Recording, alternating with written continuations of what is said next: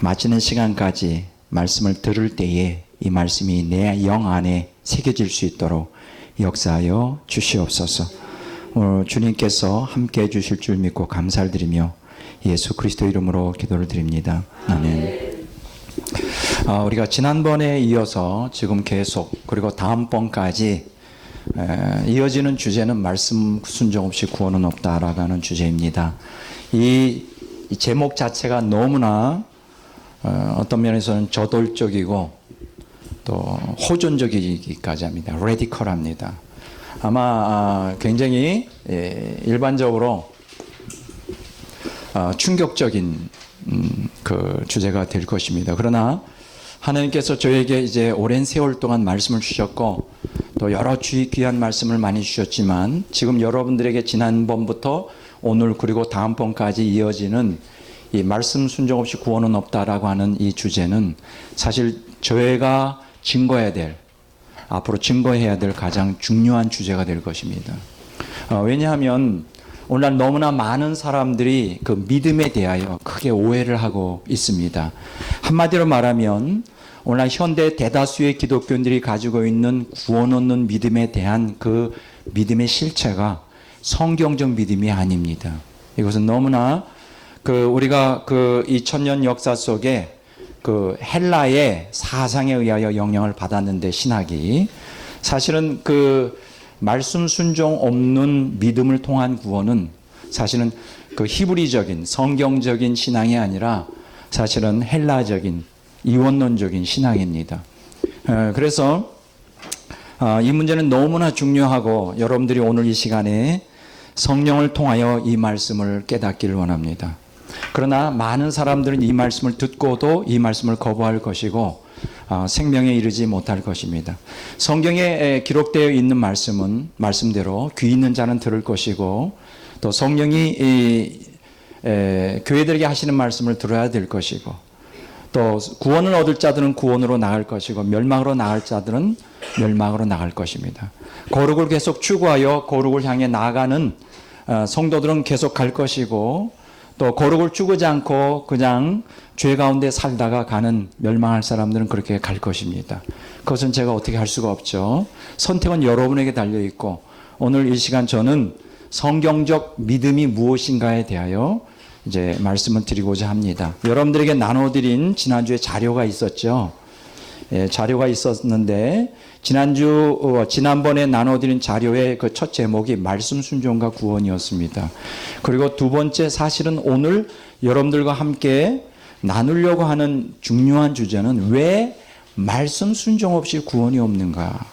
왜 말씀 순종이 구원과 직결되는가에 대한 아주 중요한 주제를 사실은 본론이 되겠습니다. 다뤄야 되는데 오늘 그것을 다루기 전에 여러분들이 여전히 많은 의구심을 갖고 있는 사람들의 의구심을 해소하기 위하여 지난번에 의하여 있어서 그것을 연장선상에서 오늘 말씀을 나누고자 합니다. 지난번에 여러분들에게 드린 말씀을 요약하면 요한복음 3장 16절 17절 이건 너무나 다 잘 아시는 말씀이죠. 사실 성경에서 가장 중요한 구조를 말한다면 요한복음 3장 16절 하나님이 세상을 이처럼 사랑하사 독생자를 주셨으니 이는 저를 믿는 자마다 멸망치 않고 영생을 얻게 하려 하심이라. 여기서 믿는 자라고 하는 단어, 도대체 믿는 자라고 하는 게 누굴까?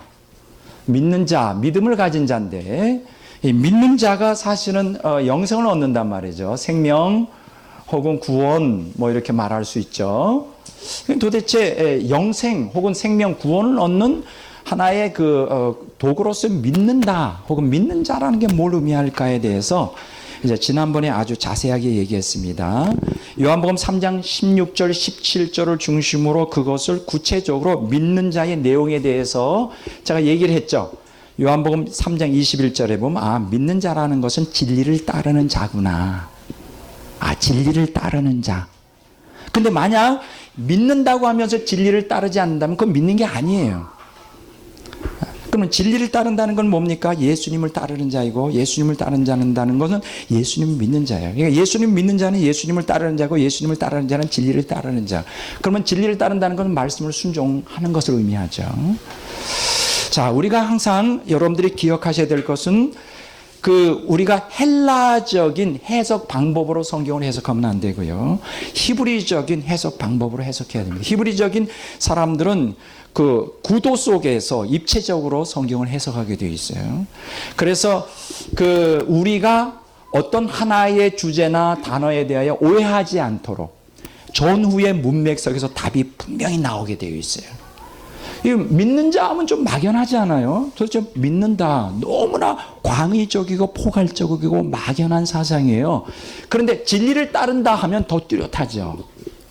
그러니까 요한복음 3장 16절에서 믿는 자라는 것에 대한 해설은 요한복음 3장 21절에 진리를 따르는 자라는 단어에서 해석이 되는 것이죠.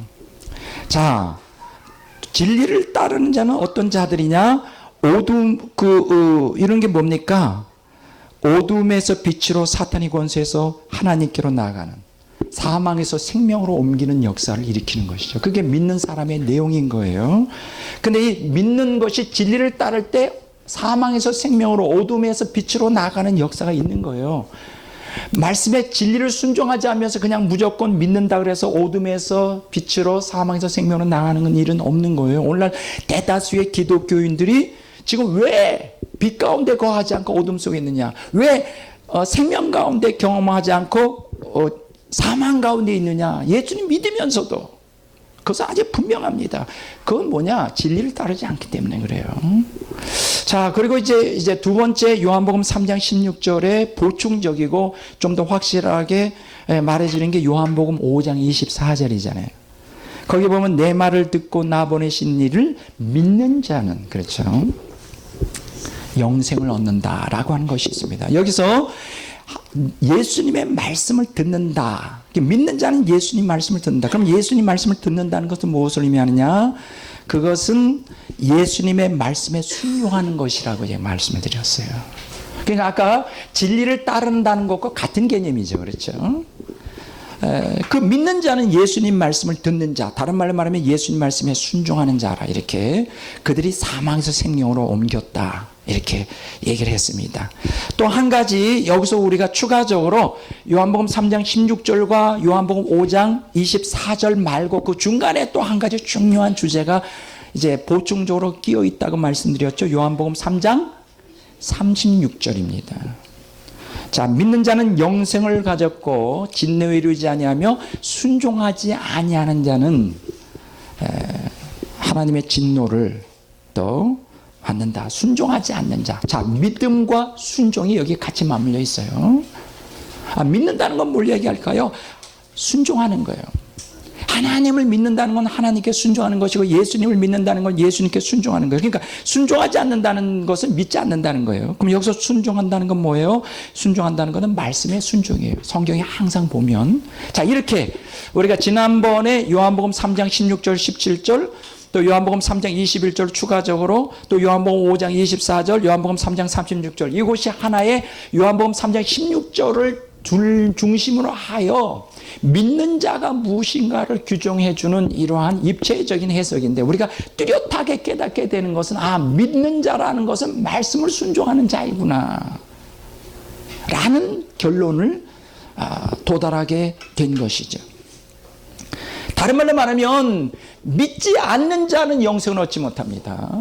다른 말로 말하면 말씀에 순종하지 않는 자는 영생을 얻지 못한다. 그런 결론이에요. 순종 없이는, 말씀 순종 없이 구원이 없다는 것을 이제 단편적으로 말해주는 거죠. 제가 이렇게 아무리 자세하게 설명해도 이걸 또 반발하는 사람이 있습니다. 백 목사는 행위구원을 또 가르친다. 이 행위구원을 가르친다는 그 말이, 그들의 개념에는 뭐가 있느냐? 헬라의 이원론적인 개념이 아주 가득 차 있는 거예요. 그러니까 우리가 2000년 기독교 역사 속에서 우리가 존경하는 그 신학자들이 헬라의 이원론을 받아들임으로 오늘날 우리는 엄청난 피해를 당하고 있는 거예요. 성경적 구원관을 보지 못하도록 헬라의 이 인본주의적인 그 신앙관이, 이 사상관이 우리를 갖다가 망치고 있는 것입니다. 지금이라도 우리는 다시 이러한 헬라적인 이교적인 잘못된 구원관에서 우리는 히브리적인 하나님 중심적인 구원관으로 빨리 전환하는, 그래야만 우리의 신앙이 살 수가 있죠. 자, 우리가 말씀 순종하지 않는 자는 어떠한 자들인가에 대해서 지난번에 얘기를 했습니다. 말씀 순종하지 않는 자는 불법을 행하는 자고 악인이고 거짓된 자고 악행을 행하는 자고 하나님께 반항하는 자고 하나님을 경외하지 않는 자고 교만한 자고 하나님을 사랑하지 않는 자, 하나님을 버린 자, 하나님을 멸시하는 자, 하나님을 모독하는 자, 하나님을 미워하는 자. 이게 성경이 가득 차 있죠. 말씀 순종하지 않는 자. 근데 어떻게 말씀 순종하지 않고 믿음으로 천국 갈 수가 있겠어요? 말씀 순종하지 않는 게 하나님을 증오하고 반역하고 미워하고 하나님을 등을 돌리는 행위인데 어떻게 말씀 순종과 믿음이 어떻게 분리가 될 수가 있겠어요? 어떻게 예수님 믿는 것과 말씀 순종은 왜 옵션이라고 말할 수 있겠어요? 그건 있을 수가 없는 얘기예요. 오늘 결정적으로 제가 이 말씀을 시작하면서 이제 오늘 이제 본론으로 그래서 오늘 강의가 요 새롭게 나눠드린 이 주제를 가지고 오늘 한 시간을 하도록 하고자 합니다. 요거는 이제 지난번에 강의한 것의 보충 자료가 되겠어요. 그리고 다음번에 강의할 내용이 이제 아주 중요한 것입니다. 하이라이트예요. 그때는 빠지시면 안 됩니다. 언제요? 다음번 강의 때 빠지면 누가 손해 볼까요? 빠지는 사람이 손해봐요. 왜냐하면 들으셔야 돼요. 그때는 말씀 순종과 신의 성품 참여가 아주 중요한 것입니다. 왜 우리가 말씀에 순종해야 되느냐? 왜 말씀이 믿는 것과 옵션이 아니냐? 여기에 대한 아주 핵심을 이제 다음번에 공부하게 됩니다. 이제 꼭 절대로 여러분들이 들으셔야 됩니다. 자, 말씀 순종하지 않는 자들에 대하여 성경은 뭐라고 말해주느냐? 아주 결정타를 하고 있습니다. 한번 성경을 한번 찾아보도록 하겠습니다. 신명기 27장 26절입니다.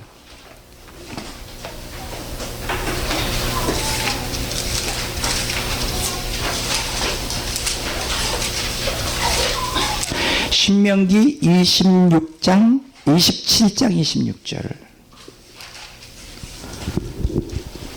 자, 다 같이 읽어보도록 하겠습니다. 신명기 27장 26절 다 같이 읽겠습니다. 이 율법의 말씀을 실행하지 아니하는 자는 저주를 받을 것이라 할 것이요 모든 백성은 아멘 할지니라. 아주 충격적인 말씀입니다. 율법의 말씀을 실행하지 않는 자들은 뭘 받는다고요? 저주를 받아요. 오늘날 현대 기독교인들이 구약과 신약의 하나님의 계시된 구속사의 그 내용을 구분을 해요. 구약은 우리하고는 거의 상관이 없다고 생각을 합니다. 오늘 기독교인들. 우리는 신약에 속해 있고 구약은 점진적 계시 속에서 아주 미흡하고 이스라엘 사람들에게만 율법을 주어질 때 한 것이고 지금은 은혜 시대이기 때문에 구약하고는 우리가 아무 상관이 없다는 거예요. 이거는 정말 성경을 너무나 무지하게 해석한 겁니다. 이러한 해석은 세대주의 신학자들이 그러죠. 구약과 신약을 갈라놔요. 구약은 율법이고 신약은 은혜고 구약은 행위고 신약은 믿음이고 이거는 정말 말도 안 되는 무식한 행동이에요. 여러분 예수님은 나오셔서 제일 중요한 말씀을 했어요. 내가 구약의 율법을 폐하러 온 게 아니다. 완성하러 왔다는 것은 무슨 뜻이냐? 부족한 것을 채우러 왔다는 뜻이 아니에요. 너희들이 잘 모르니까 내가 구체적으로 그걸 파노라마처럼 쭉 펼쳐서 정확하게 이해시키기 위해서 왔다는 거예요. 예수님은 구약을 부족한 책으로 부족한 내용으로 설명하지 않았어요. 부족한 말씀으로 설명하지 않았어요. 구약은 완벽한 말씀이에요. 구약에 기록된 것은 오늘 신약의 성도들에게도 그대로 전역돼요. 이 말씀은 뭡니까? 율법의 말씀을 실행하지 않는 자는 저주를 받아요. 이것은 야고보서에서 결정타를 하죠. 행함 없는 믿음은 죽은 거예요. 다른 말로 말하면 거짓이란 말이에요. 행함 없는 믿음은 그건 가짜란 말이에요. 그 말이나 이 말이나 같은 거예요. 같은 거예요. 예수님을 사랑하지 않는 자는 저주를 받는다고 바울사도가 말했어요. 그러면 예수님을 사랑하는 게 뭐예요? 요한복음에 뭐라 그랬잖아요. 내가 너에게 명한 것을 행할 때 그것이 나를 사랑하는 것이다. 예수님을 사랑한다는 것을 입술로만 고백하면 그게 사랑입니까? 입술로만 고백하면서 실제적인 삶에 하나님의 뜻, 말씀을 순종하지 않는 기독교인들이 얼마나 많은지 그건 사랑하는 게 아니에요. 사랑하는 아니요. 여러분 인간관계에서도 그렇잖아요. 어떤 남녀 간의 사랑에서도 입술로만 사랑한다 그래요. 그러면서 서로가 순종을 안 해. 약속 안 지켜. 그건 사랑이 아니에요. 그건 사기예요, 사기. 하나님과 우리의 관계에서도 그래요. 하나님과 우리가 언약 관계를 맺었는데 언약이 뭐냐? 언약의 법이 있는 거예요. 그 말씀을 지킬 때 그게 언약의 유지가 되는 것이죠. 여러분, 말씀을 순종하지 않는 사람은 저주를 받습니다. 왜 저주를 받을까요? 이유가 있어요. 요새 제가 아주 충격적인 그 어떤 그 유튜브를 통하여 제가 아주 좋은 그 어떤 그 프로그램을 제가 발견하게 됐어요. 여러분들도 한번 기회가 되면 꼭 보시기 바랍니다. 유튜브에 보면 박성업 선교사라고 있어요. 박성업, 아주 젊은 친구예요.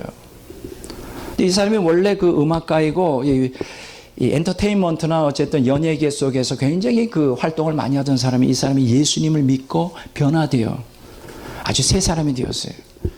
그래서 이 사람이 지금 그 유튜브에 보면 몇 개의 아주 중요한 그 오늘날 문화 콘텐츠에 대한 얘기를 통하여 오늘 우리 현대인 기독교인들에게 메시지를 전하고 있는데, 거기 미디어 실체라고 하는 내용이 있어요. 미디어 실체. 좀 한번 꼭 보시기를 바랍니다. 미디어 실체. 그리고 하나님의 미디어 전략 234 이렇게 나와 있어요. 그래서 이번에는 언론을 다루었고, 3번에는 영화를 다루었고, 4번에 애니메이션 게임 문학을 다루었고, 또 미디어 실체에서는 음악을 다루고 있어요. 이 사람이 여기서 무엇을 얘기해 주고 있느냐? 이러한 모든 미디어에 종사하는 연예인들, 그게 뭐 음악가이든 만화가이든 소설가이든 하나의 그 오늘날 현대 대중문화를 다루는 사람들은 영감을 받는다는 거예요. 인스피레이션이라고 그러죠. 오늘 우리 기독교인들이 말씀을 선포할 때 성령의 감화 속에서 해야 되잖아요. 우리는 하나님의 영감을 받습니다. 감화를 받아요. 그런데 이런 음악가나 뭐 영화가나 소설가나 할 것 없이 또 애니메이션이나 이런 만화나 이 사람들이 어떤 히트치는 작품을 만들 때는 이 사람들은 자기의 머리에서 나오지 않습니다. 뭔가 초월적인 어떤 세계에서부터 영감을 받는다 그래요. 그러면 초월적인 세계에서 받는 영감의 대상이 누구냐? 바로 사탄이라는 거죠. 사탄으로부터 영감을 받아요. 근데 제가 박성업 선교사의 제가 두 편을 봤는데 미디어 실체라는 걸 보면 좀 충격을 먹었어요.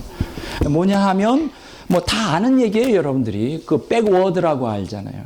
그 말을 갖다가 가사를 그 뒤로 돌려서 할 때 거기에 숨은 얘기가 나와요. 근데 모든 지금 히트치는 그 뭐 아이돌 가수라든가 뭐 요새 히트치는 그 노래들의 그걸 갖다 뒤로 백하면 아주 무서운 내용들이 나요. 그걸 사탄을 숭배하는 내용. 막 그 인간을 죽여 살인, 음란, 자살, 특히 이 사탄을 숭배하고 하나님을 갖다가 경멸하고 저주하는 내용들이 이 백워드로 하면 다 돼 있어요. 그러면서 이분이 서태지의 노래를 갖다가 했는데 아주 무서운 내용들이 거기 많이 나와요. 지금 이 사람이 얘기하는 건 뭐냐? 오늘날 현대 젊은 사람들, 대중문화에 노출되어 있는 모든 사람들이 이러한 사탄 사상에 자기도 모르게 이렇게 물들어가고 있다는 거예요. 잠재의식 영으로 받아들이고 있다는 거예요. 여러분 이런 얘기 들어본 적이 있죠? 그 필름이 이렇게 딱 돌아갈 때 거기에 뭐 가끔 한두 컷씩 여기다가 암시를 넣는 거예요. 영화를 보러 갔는데 코카콜라를 마시고 싶다. 코카콜라를. 근데 그거는 잠깐 순간적으로 넘어가기 때문에 눈에는 잘 안 보인다는 거예요. 근데 재밌는 것은 여기다가 암시를 넣는다는 거예요. 여기다가 필름 다 들어보셨을 거예요. 그러면 코카콜라 판매량이 막 50% 올라가고 팝콘 판매량이 56% 올라가고 막 이렇게 된다는 거예요. 이 사람이 영적인 존재이기 때문에 영적으로 영감을 받는다는 거예요. 마찬가지로 지금 백워드는 우리 눈엔 귀에는 안 들리잖아요. 거꾸로 들리는 거니까. 근데 그 백워드로 보면 사탄을 숭배하고 하나님을 저주하는 내용들이 가득 차 있는데 대부분의 거의 모든 것들이 되어 있는데 이게 지금 대중문화에 주리를 주고 있다는 거예요. 뭐 소설이나 애니메이션이나 그 외에 여러분 그 마징가 제트라는 거 있잖아요. 그 일본 작가가 그 영화화하고 그걸 했는데 그게 엄청난 히트를 쳤대요. 마징가 제트. 여러분 아세요? 그 우리 한국에 전쟁이 일어나면 그 여의도의 국회의사당에 뚜껑이 열리면서 마징가 제트가 나온다. 뭐 근데 그 마징가라는 게 뭐냐? 마귀, 그 마징가라는 게 마귀라는 겁니다. 마귀 신이라는 거예요. 마귀 신. 그게 일본어로. 그래서 이 마징가 제트를 만든 사람이 작가가 마귀를 숭배하는 사람이라는 것입니다. 지금 모든 그 대중문화는 다 마귀를 숭배하는 자들이 지금 하는데 지금 문제가 뭔다는 건 뭐냐? 지금 모든 인류가 다 이 마귀의 강력한 지금 쇠뇌를 당하고 있다는 거예요. 그리고 자기도 모르게 폭력을 휘두르고 하나님을 증오하고 도덕성을 상실하게 한 채로 점점 이 세상이 악해지고 있다는 거예요. 양심이 마비되는 상태로. 지금 굉장히 무서운 그 얘기를 하고 있습니다. 지금 아주 우리가 무서운 시대에 살고 있어요. 그래서 제가 여러분들에게 다시 말씀드립니다. 박성업 선교사의 아주 젊은 친구인데 아주 날카롭게 이 문제를 다루고 있고요. 그 미디어 실체를 제가 봤고 또 미디어 실체 2, 그 다음에 하나님의 미디어 전략 3, 4, 뭐 2, 3, 4 있습니다. 아마 유튜브에 봐서 좀 경각심을 가질 필요가 있습니다. 그만큼 무서운 시대에 좀 마귀가 장악하고 있는 시대, 인간성을 상실해 가고 있는 시대에 살고 있어요. 또 한 가지 제가 요 근래에 뭐 요번 주에 제가 구입해서 읽기 시작한, 근데 참 재미있습니다. 이게 뭐냐면 자기 절제 사회라고 하는 거예요. 그 셀프 컨트롤 소사이어티라고 하는 것인데 자기 절제 사회. 근데 아주 내용이 아주 재밌어요. 지금 읽고 있는데 지금 오늘 현대인들이 자기 절제를 상실해 가고 있는 시대에 살고 있다. 왜냐하면 그 이유는 뭐냐? 너무나 자유와 풍요로움이 넘치는 상황이라는 거예요. 그러니까 여기서 자유라기보다는 방종이라고 말할 수가 있죠. 우리 한국도 마찬가지잖아요. 뭘 좀 뭔가 인간의 좀 이렇게 질서를 잡으라 하면 여기 민주주의 국가다. 뭐 민주주의가 뭐 마음대로 자기 마음대로 방종해도 되는 나라, 하고 싶은 얘기하고 하고 싶은 욕망 다 해도 되는 것처럼 그게 민주주의 핵심이 아닌데, 어쨌든 지금 그 100년 전에 그 영국의 빅토리아 시대 이전에는 다 규제의 시대였는데 지금은 이제 자유를 주장하는, 특히 하나님 없는 자유를 주장하는, 그래서 아주 충격적인 보고를 여기서 하고 있는데요. 미국에서는 흡연, 나쁜 식습관, 과음, 위험한 성관계 이러한 탓으로 매년 100만 명씩, 매년 100만 명 이상 사망하고 있다고 합니다. 몇 명이요?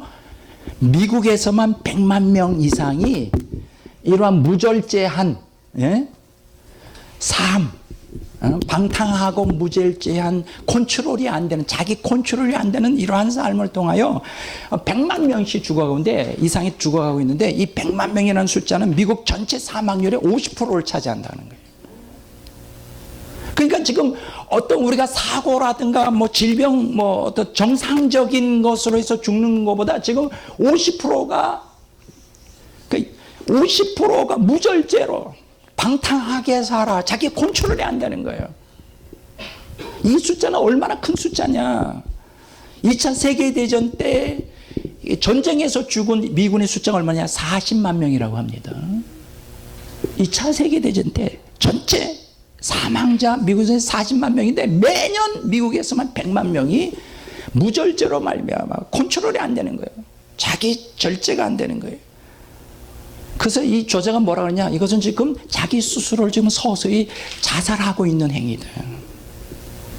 근데 그 얘기를 지금 여기서 하고 있어요. 절제가 안 된다는 거예요. 지금 제가 뭘 말씀드리려고 하느냐? 이러한 그 무절제는 어디서 오는 것이죠? 욕망이죠. 인간의 욕망, 무제한의 욕망. 하나님 없는 무제한의 욕망. 그리고 그것을 부추기는 게 이제 대중문화 문명인데 유혹이죠. 그럼 이 욕망과 유혹이 맞물려서 인간을 지금 파멸로 이끌고 왔는데, 이거는 한국 사회도 예외는 아닙니다. 그 배후에 누가 있느냐? 마귀가, 사탄이 그것을 부추기고 있어요. 제가 이 시간에 뭘 말씀드리고 싶으냐? 지금 이렇게 우리가 어느 시대보다도 윤리의식이 붕괴되고 자기 절제를 모르고 있는 정말 자유방임의 물질주의 시대에 오늘 노출되어 있는데, 이런 상태에서 지금 미국에서만 100만 명이 죽어가고 있고, 우리 한국도 예외는 아니죠. 통계는 안 나와 있지만 여기서 뭘 말씀드리려고 하느냐, 이런 그 욕망이라는 거는 인간의 측면에서 해석되는 거, 유혹이라는 건 마귀의 측면에서 해석되는데, 이 욕망과 유혹이 같이 맞물려서 인간들이 파멸을 향해 가고 있는데 이게 컨트롤이 안 돼요. 제어가 안 돼. 이 상태에서 우리에게 유일하게 우리를 보호하고 구원할 수 있는 것은 하나밖에 없습니다. 그게 뭔지 알아요? 말씀 순종이에요. 하나님 말씀대로 사는 거예요. 오늘 기독교인들, 제가 불신자들에 대해서는 얘기 안 합니다. 오늘 기독교인들도 세상 사람들 같이 똑같이 세상의 강력한 유혹에 노출되어 있어요. 근데 중요한 건 뭐냐? 기독교인들이 이거를 절제를 안 해요. 셀프 컨트롤을 안 해. 절제를 안 하고 그냥 믿는다라고 하는 추상적인 개념만 가지고 교회 생활하면서 말씀 순종 안 해. 그러니까 믿으면서 말씀 순종 안 하니까 어떻게 돼요? 욕망에 그대로, 유혹에 그대로 노출돼요. 오늘 현대 대다수의 기독교인들이 신앙이 엉망일 수밖에 없어요. 자제가 안 돼, 자제가. 자기 안엔 죄악성을 다스릴 수가 없어. 자기 안엔 욕망을 다스릴 수가 없어. 그러니까 세상 밖이나 세상 아니나 같아. 그 이유가 뭘까요? 그래서 마귀가 세상은 물론이거니와 교회도 마음대로 컨트롤할 수 있어요. 마귀가 지금 마귀가 현대 교회 교인들의 마음과 정신을 완전히 장악하고 있다. 그래서 명목적인 기독교인이에요. 이건 누구도 부인 못합니다. 누구보다도 본인들이 잘 알 거예요.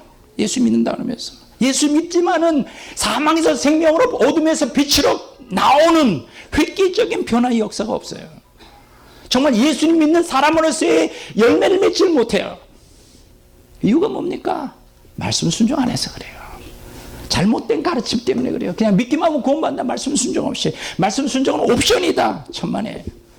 왜 말씀 순종이 옵션이 아닌지 제가 오늘과 다음번에 계속해서 말씀을 드리겠어요. 그래서 우리는 우리 신앙의 체질을 변혁시킬 필요가 있어요.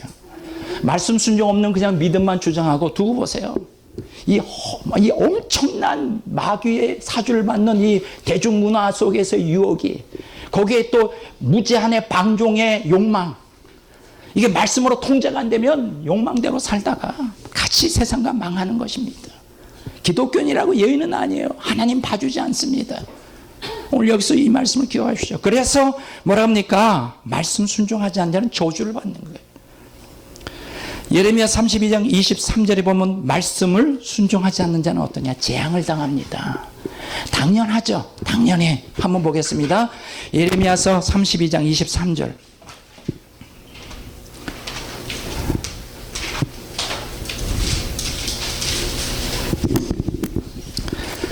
예레미야 32장 23절. 다 같이 읽겠습니다. 그들이 들어가서 이를 차지하였거늘 주의 목소리를 순종하지 하며 주의 율법에서 행하지 아니하며 모로 주께서 행하라 명령하신 일을 행하지 아니하였으므로 주께서 이 모든 재앙을 그들에게 내리셨나이다. 순종하지 않아요. 말씀 순종하지 않아요. 그럼 어떤 결과가 오는지 아십니까? 재앙이 임합니다. 여기서 재앙이라는 것은 뭐예요?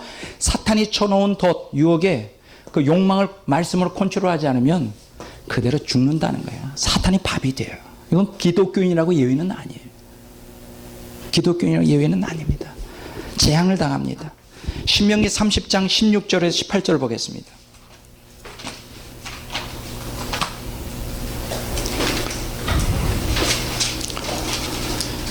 신명기 30장 16절에서 18절.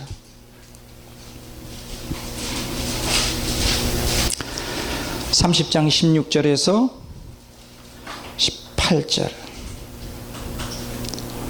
자, 다 같이 읽어보겠습니다. 보라, 오늘 내가 생명과 복과 사망과 화를 내 앞에 두었나니 곧 내가 오늘 내게 명령하여 내 하나님 여호와를 사랑하고 그 모든 길로 행하며 그의 명령과 규례와 법도를 지키라 하는 것이라. 그리하면 내가 생존하며 번성할 것이요 또 내 하나님 여호와께서 내가 가서 차지할 땅에서 내게 복을 주실 것임이니라. 그러나 내가 만일 마음을 돌이켜 듣지 아니하고 유혹을 받아 다른 신들에게 절하고 그를 섬기면 내가 오늘 너희에게 선언하노니 너희가 반드시 망할 것이라.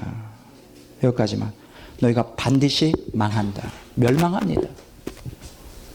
말씀 순종하지 않으면 멸망합니다. 여러분, 왜 말씀 순종하지 않으면 멸망할까요? 여기에 대해서는 제가 다음번에 자세하게 말씀을 드리고, 오늘 이제 지난번에 강의한 내용을 좀 더 구체적으로 설명하기 위하여 지금부터 오늘 여러분들에게 나눠드린 이 강의 내용을 이걸 중심으로 말씀을 나누고자 합니다. 자, 이 오늘 이제 나눠드린 거 좀 펴보시기 바랍니다. 자, 여기 보면 첫째로 오늘 제가 여기에 강의 내용에 크게 4가지 제목을 붙였어요. 말씀 순종과 생명 얻음. 두 번째, 성경과 하나님의 생명. 세 번째, 성경과 하나님. 네 번째, 성경과 마음속에 거하는 말씀. 이렇게 4가지를 말씀드렸어요. 자, 성경에 예수님을 믿는다, 믿는 자라는 게 도대체 뭘 의미하느냐. 예수님을 믿는 것은 요한복음 3장 36절에 보면 뭐라 그러냐. 예수님께 순종하는 것이다. 제가 시간이 없으니까 찾지는 않겠습니다. 예수님께 순종하는 것이다. 그러면 예수님께 순종하는 것은 무엇을 의미할까요? 그것은 예수님 말씀에 순종하는 거예요. 자, 베드로전서 2장 7절 8절 요거는 찾아보겠습니다. 베드로전서 2장 7절 8절. 자, 다 같이 한번 읽어보겠습니다. 베드로전서 2장 7절 8절. 그러므로 믿는 너희에게는 보배나 믿지 아니하는 자에게는 건축자들이 버린 그 돌이 모퉁이의 머릿돌이 되고 또 부딪히는 돌과 걸려 넘어지게 하는 바위가 되었도다 하였느니라. 그들이 말씀을 순종하지 아니함으로 넘어지나니 이는 그들을 이렇게 정하신 것이라. 여기 보면요, 7절에 보면 믿지 아니하는 자라는 단어가 있어요. 그리고 그 밑에 보면 8절에 밑에 보면 말씀을 순종하지 아니한다. 그러니까 믿지 않는다는 것은 말씀을 순종하지 않는 거예요. 그러면 믿는다는 것은 그 반대로 말씀을 순종하는 거예요. 그러니까 예수님께 순종한다는 것은 예수님의 말씀에 순종하는 거예요. 그러면 예수님 말씀에 순종하는 것은 무엇을 의미할까요? 하나님 말씀에 순종하는 거예요. 요한복음 14장 24절 한번 보겠습니다. 요한복음 14장 24절 다 같이 읽겠습니다.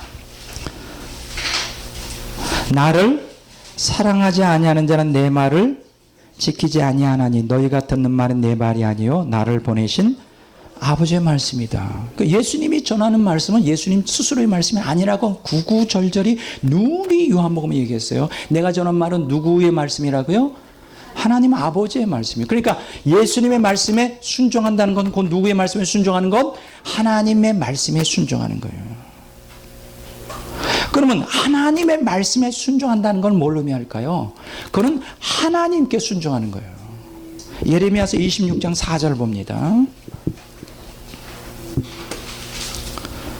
예레미야 26장 4절 봅니다.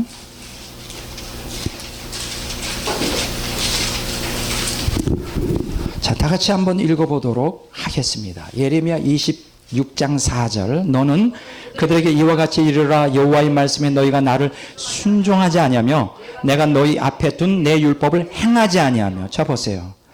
하나님께 순종하지 않는다는 것은 무엇을 의미하느냐? 하나님의 율법을 행하지 않는 거예요. 하나님께 순종하지 않는다는 것은 다른 말로 말하면 하나님의 말씀에 순종하지 않는 거예요. 그러니까 하나님의 말씀에 순종하지 않는다는 것은 하나님께 순종하지 않는 거예요. 원래 많은 사람들이 헷갈립니다. 하나님께 순종한다. 그럼 반드시 순종해야죠. 하나님께 불순종하면 되겠습니까? 그런데 하나님께 순종하는 것과 하나님의 말씀에 순종하는 것을 좀 달리 생각하는 사람들이 있어요.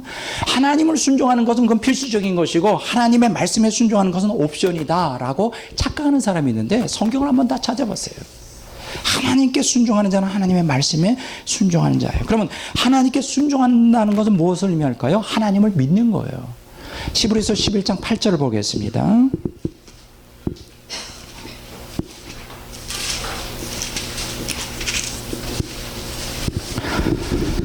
히브리서 11장 8절을 봅니다.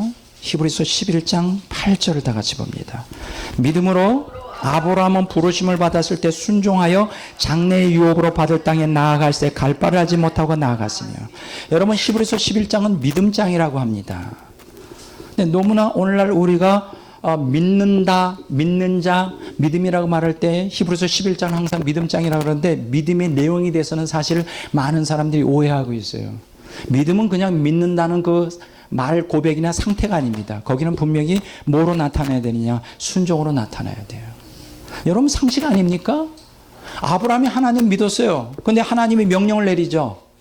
넌 나를 믿어라. 명령을 내려. 그 뭐라 내죠? 가나안 땅으로 가라는 거 아니에요. 그 순종해야 되는 거 아니에요? 아, 싫어요. 저는 하나님만 그냥 믿겠어요. 그거는 믿음이 아니죠. 믿음이라는 것은 신뢰하고 그 사람을 따라가는 것까지 포함하는 것이에요. 여기 보면 믿음으로 아브라함은 소명을 받았을 때 순종하였다고 그랬어요. 노아도 마찬가지 아닙니까? 노아도 믿음으로, 여러분, 노아도 믿음으로 7절에 보면 경고하심을 받죠. 홍수가 있을 것이다. 근데 뭐라 그래요? 노아에게 방주를 지으라 그러잖아요. 순종을 했습니다. 여러분, 창세기 보면 그가 순종했다고 말합니다. 자, 한번 볼까요? 자, 뭐 요거는 좀 옵션으로, 자, 노아에 대한 얘기를 한번 해보겠습니다. 창세기 7장, 6장. 자, 보세요. 자, 창세기 6장 22절을 보겠습니다. 노아가 그와 같이 하여 하나님이 자기에게 명하신 대로 다 준행하였더라. 자, 7장 5절을 보겠습니다. 노아가 여호와께서 자기에게 명하신 대로 다 준행하였더라. 자, 뭐라 그랬어요? 노아가 믿음으로 행했어요. 이게 준행한 거예요. 하라고 명한 대로 한 거예요. 그러니까 노아의 믿음은 바로 말씀 순종에 있는 거예요. 말씀 순종으로 나타나지 않는 믿음은 그거는 거짓이고, 야고보서에 말한 것처럼 그건 헛것이고, 그것은 우리를 구원할 수 있는 능력이 없는 거예요. 자, 이렇게 하나님께 순종하는 것은 하나님을 믿는 거예요. 그런데 성경은 뭐라고 얘기했어요? 예수님을 믿는 것이 곧 하나님을 믿는 것이다. 이렇게 말합니다. 요한복음 14장 1절을 봅니다.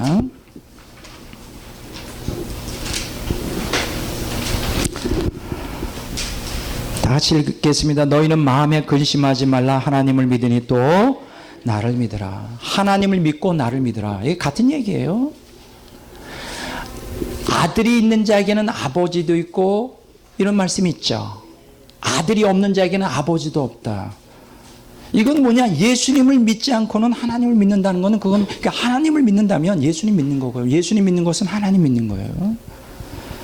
자, 제가 이걸 갖다가 하나의 그 그림으로 했잖아요. 예수님 믿는 것은 예수님께 순종하는 것이고, 예수님을 순종하는 건 예수님 말씀에 순종하는 거, 예수님 말씀에 순종하는 것은 하나님 말씀에 순종하는 것이고, 하나님 말씀에 순종하는 건 하나님께 순종하는 것이고, 하나님께 순종하는 것은 하나님을 믿는 것이고, 하나님 믿는 것은 예수님 믿는 것, 다 같은 거예요.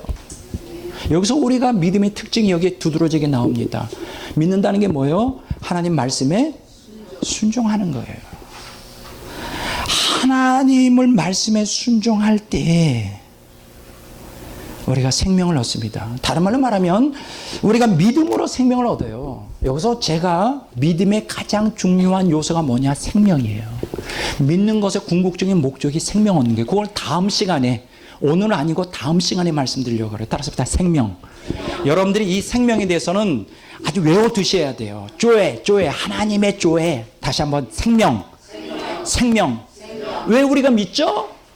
물론 천당 가기 위함인데 그건 너무나 피상적이고 너무나 그건 부분적이에요. 우리가 믿는 궁극적인 목적은 뭘 얻기 위해서? 생명을 얻기 위해서요. 생명. 여러분 기억하십시오. 자, 믿음의 궁극적인 목적이 뭐라고요? 생명이에요. 하나님의 창조와 구속 경전의 궁극적인 목적이 뭘까요? 창조는 왜 창조하셨을까요? 하나님의 형상대로 왜 만들었을까요? 우리에게 하나님의 생명을 담아주기 위하여 담는 그릇으로서 만든 거예요. 구속 경전의 목적이 뭘까요? 왜 예수님께서 왜 죽으셨을까요? 왜 예수님을 믿는 것일까요? 생명을 얻게 하기 위해서. 하나님과 우리가 생명의 합일이 창조와 구속 경륜의 주제가 되는 거예요. 다시 한번 따라서 생명. 그러니까 성경은 우리에게 생명 얻는 책이에요. 성경에 기록된 궁극적인 이유와 목적은 우리에게 뭘 주기 위해서? 생명. 그러니까 예수 믿어 천당 간다는 거 막연한 개념에서 벗어나야 돼. 물론 가겠지만 그게 궁극적인 목적이 아니라 생명. 그 생명이 죽어서 얻는 생명만이 아니라 이 땅에서부터 시작돼야 된다는 거야. 이 땅에 우리가 살아있는 동안에 하나님의 생명을 이식받아 경험하고 어때? 풍성히 얻어야 돼요. 요한복음 10장에 있는 말씀. 예수님이 이 땅에 오신 것은 양으로 생명을 어때? 풍성하게 얻게 해서. 그러니까 우리가 이 땅에서 예수님 믿으면서 생명을 풍성하게 누리는 것이 권리이고 특권이고, 이건 다음 시간에 제가 자세히 얘기할게요. 참 다음 시간 하니까 헷갈리는데 그렇게 할 수밖에 없죠. 뭐 오늘 하루 종일 아침부터 저녁까지 하는데 오늘 다 하겠지만 뭐 그렇게 하면 안 되잖아요. 그러면 제가 쓰러질 거고 먼저 여러분들이 힘들 것이니까. 자, 보세요. 이거는 분명하죠. 예수님 믿으면 뭘 얻는다? 생명 얻는다. 이건 틀림없어요. 그러면 예수님 믿어서 생명 얻는다는 게 도대체 뭘까? 보세요. 생명이 중요합니다. 그런데 중요한 것은요, 에베소 4장 18절에 보면 성부 하나님을 뭐라 그러냐? 하나님의 생명이라고 그랬어요. 하나님의 신적인 본질이 뭡니까? 생명이에요. 근데 그 생명은 어디서 나오느냐? 영에서 나와요. 영에서 생명이 나옵니다. 그러니까 하나님의 본질은 초월적인 비가시적인 영인데 거기에서 생명이 나와요. 자, 하나님은 하나님의 생명이 있어요. 에베소 4장 18절에. 다 성자 예수님은 요한일서 1장 2절에 뭐라고 말하느냐? 영원한 생명이라고 말합니다. 영원한 생명. 그동안 로마서 8장 2절에 뭐라고 성령을 얘기하냐? 성령의 생명의 성령이에요. 성부, 성자, 성령의 신적인 본질은 뭘까요? 생명이에요. 생명. 그 생명을 상삼위일체 하나님께서 창조와 구속 경륜에서 하나님의 형상대로 지음받은 인간에게 그 생명을 부어주기를 원하는 거예요. 그것이 창조와 구속 경륜의 가장 중요한 핵심입니다. 자, 그럼 우리는 그 생명, 성부, 성자, 성령께서 우리에게 주시고자 하는 그 생명, 생명의 근원 되시는 성부, 성자, 성령께서 우리에게 주시고자 하는 걸 어떻게 우리에게 생명을 줄 수 있을까? 어떤 수단을 통하여? 믿음을 통하여. 예수님 믿으면 생명을 얻어요. 예수님 믿으면 생명 얻습니다. 행위로 얻는 게 아니에요. 제가 다시 얘기합니다. 그 행위가 아니에요. 우리가 믿음으로 뭘 얻는다? 생명을 얻는다. 그게 성경에 기록이 되어 있죠. 요한복음 6장 40절, 47절 보겠습니다.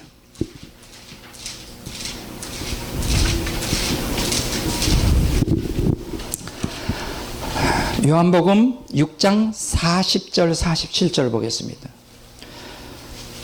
자, 다 같이 한번 읽어보겠습니다. 내 아버지의 뜻은 아들을 보고 믿는 자마다 영생을 얻는 이것이니 마지막 날에 내가 이를 다시 살리리라. 자, 아버지 뜻이 뭐예요? 예수님을 믿는 자는 뭘 얻게 한다고요? 영생을 얻는 게 하나님의 뜻이에요. 요한일서에도 거기에 대해서 여러 구절이 나오죠. 47절 한번 보겠습니다. 47절을 진실로 진실로 너에게 이르노니 믿는 자는 영생을 가졌나니. 너무나 감사합니다. 우리가 행위로 아니고 믿음으로 영생을 얻게 된다는 게 너무나 감사해요. 그런데 여기서 중요한 게 도대체 믿음의 내용이 뭘까 하는 거예요. 아까 제가 얘기했죠. 믿는다는 것은 진리를 행하는 것이고 말씀에 순종하는 거예요. 그러니까는 다른 말로 말하면 믿는 자가 영생을 얻는다는 것은 말씀에 순종하는 자가 영생을 얻는다는 말과 동의어인 거예요. 만약에 예수를 믿는다면서 말씀 순종하지 않는다? 생명은 언감생심이에요. 아무리 역사가 일어나지 않습니다. 오늘날 대다수의 기독교인들이 그렇게 예수님 믿는데 왜 생명이 없을까? 그들의 삶 속에. 간단해요. 믿기만 했지 말씀 순종을 하지 않아요. 근데 말씀 순종 없는 믿음은 그건 가짜예요. 그러니까 쉽게 얘기하면 짝퉁신앙이에요. 요주봉 목사님이 하신 거짓 신앙 체계라는 책에서 말해 짝퉁이라고. 짝퉁. 위조 지폐라고. 그거 가지고 위조 지폐 가지고 물건 살 수가 없어. 짝퉁 신앙, 거짓 신앙 가지고 천국 못 들어가. 진짜 신앙이라면 생명을 얻어야 되죠. 근데 왜 오늘날 현대 기독교인들이 왜 메가리가 없고 힘이 없어요? 많은 기독교인들이. 왜 세상을 이길 힘이 없어요? 아까 제가 얘기했죠? 저 박성업 선교사님의 얘기에서 이 사탄이 얼마나 강력하게 자기 절제가 안 되는 시대예요. 100만 명이 죽어간대, 미국에서. 이러한 무절제를 통해 셀프 컨트롤이 안 돼가지고. 그게 다 뭡니까? 인간 안에 욕망을 자제 안 해서 그런 거 아니에요. 아무리 세상에 유혹을 많이 해도 내가 내 자신을 셀프 컨트롤 한다면. 근데 이게 안 되죠, 인간의 힘으로는. 우리의 그 자제력보다는 세상의 유혹이 더 강해. 세상의 대중문화 문명은 어떻게든지 돈을 벌려고 하는 사람들, 어떻게든지 인간의 그 본능을 자극해서 그렇죠. 물건을 팔아먹고 어떻게든지 돈을 벌려고 하는 목적인데 그 배후에 누가 역사하느냐? 사탄이 거기서 사주를 하고 있다는 거예요.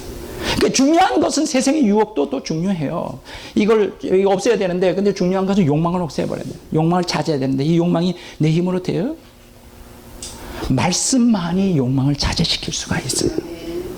말씀만이 이 생명을 주기 때문에 생명이 우리 안에 들어오면 이런 욕망들이 조절이 된단 말이에요. 셀프 컨트롤이 되면서 이 유혹에 아무리 유혹이 오도 이 속에서 우리가 생명을 유지할 수 있는데, 이 생명이 없으니까 그냥 기독교인들이 세상 사람처럼 욕망에 가득 차 있고 유혹에 그냥 넘어가고 사탄이 밥이 되어 있죠. 사탄이 밥이 되어 있어요. 그러니까 뭐예요? 우리가 생명 없는 믿음은 다 가짜예요. 그건 마귀의, 왜 문이 스스로 열릴까? 갑자기 오싹해지려고 하네. 괜찮아요. 괜찮아요. 자, 요한복음 8장 52절 보겠습니다. 자, 요한복음 8장 52절. 다 같이 읽어보겠습니다. 52. 유대인들이 이르되 지금 내가 귀신 들린 줄을 아노라. 아브라함과 선지자들도 죽었거늘 내 말이 사람이 내 말을 지키면 영원히 죽음을 맛보지 아니하리라 하니. 자, 예수님께서 뭐라고 그랬어요? 내 말을 지키면 영원히 죽음을 맛보지 아니하리라. 여기서는 죽어서 영생한다는 뜻도 있건 지금 영생을 얻는다는 뜻도 있어요. 52절인 거예요. 51절에. 그러니까 하나님의 말씀에 순종할 때 그게 생명이 우리 안에 들어와요. 그러니까 예수를 믿는 데 생명이 들어온다는 말은 다른 말로 동의어로 말하면 하나님의 말씀을 순종할 때 우리가 생명을 얻게 되죠. 자, 하나님 말씀 순종하는 건 곧 뭐와 동의어라 그랬죠? 예수님 말씀을 순종하는 건 곧 뭐와 동의어라 그랬죠? 하나님의 말씀 순종의 동의어라. 그러면 하나님 말씀을 순종할 때 뭘 얻게 될까요? 생명을 얻죠. 요한복음 12장 50절입니다. 자, 요 선풍기 좀 틀어주실래요? 여기 꺼졌네. 요한복음 12장 50절.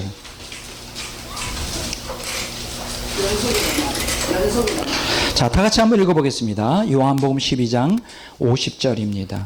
요한복음 12장 50절. 나는 그의 명령이 영생인 줄 아노라. 그러므로 내가 이르는 것은 내 아버지께 내게 말씀하신 그대로니라. 보세요. 예수님 말씀하시기를 하나님의 명령이 뭐라고요? 영생이라는 거예요. 하나님의 명령이 영생. 하나님의 명령이 영생이에요. 그 하나님의 명령에 순종하는 것이 생명 얻는 유일한 길이에요. 예수님 말씀에 순종하는 것이 생명 얻는 유일한 길이요. 하나님 말씀에 순종하는 것이 유일한 길이에요. 자, 보세요. 아까 예수님을 믿을 때 영생을 얻는다 그랬죠. 신명기 30장 20절을 봅니다.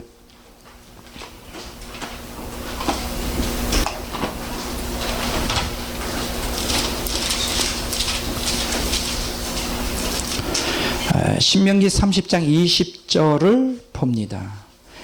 내 하나님 여호와를 사랑하고 그의 말씀을 청종하며 또 그를 의지하라. 그는 내 생명이다.